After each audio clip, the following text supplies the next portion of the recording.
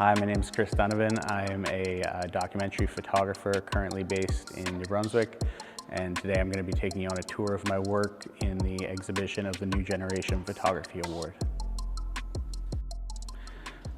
So the work we see here is from an ongoing project called the Cloud Factory that I've been working on for close to a decade. And the title comes from when I was a child, growing up in St. John, New Brunswick, which is a heavily industrialized city. I was driving over the harbor bridge with my father, and I looked up at the smokestacks of the pulp mill, and I remember asking him if it made all of the world's clouds, and he told me no, they make money.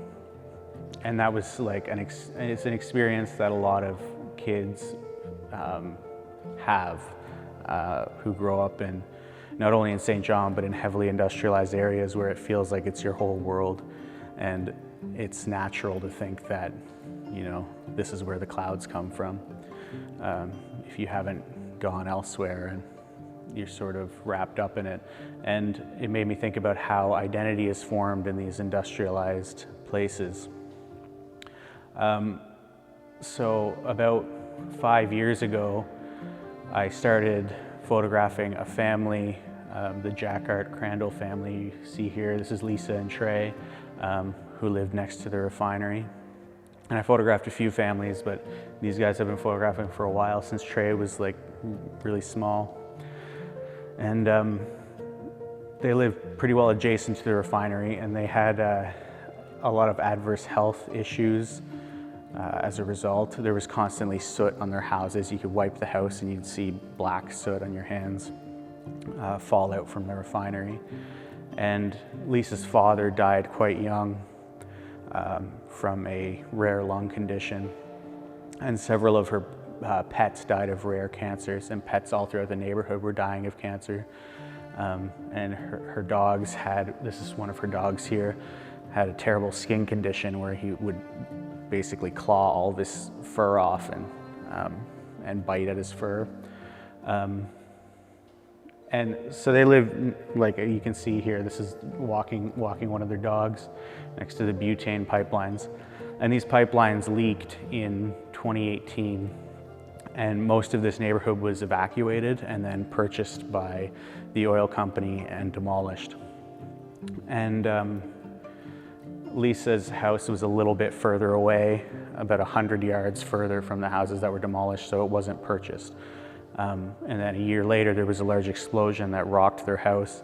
And so they were basically living in fear of disaster every day for years.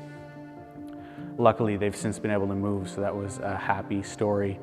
But there's a lot of people who are still in that situation where they're fearing for their lives every day, just trying to live normal lives. As a result of corporate greed and trying to make money despite, people's lives. That's in conflict with people trying to live their lives, I would say.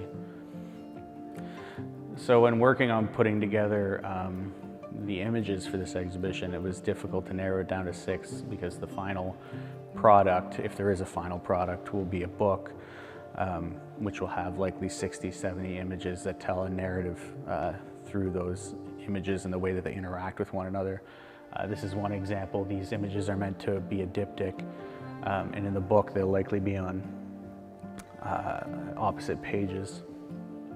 And this guy who's vaping at a skate park in St. John makes me think about the way that I sometimes feel in the city, where your head's in the clouds and you're surrounded by particulate matter from the factories.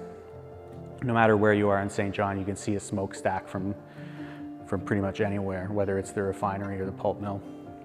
And I wanted to try to represent that these particulate clouds aren't just clouds in the sense that they're particulate. They're actual physical things floating in the air that are surrounding us and that we're breathing in, and that become part of us as they settle in our lungs. And I wanted to make people think about that in a more literal way.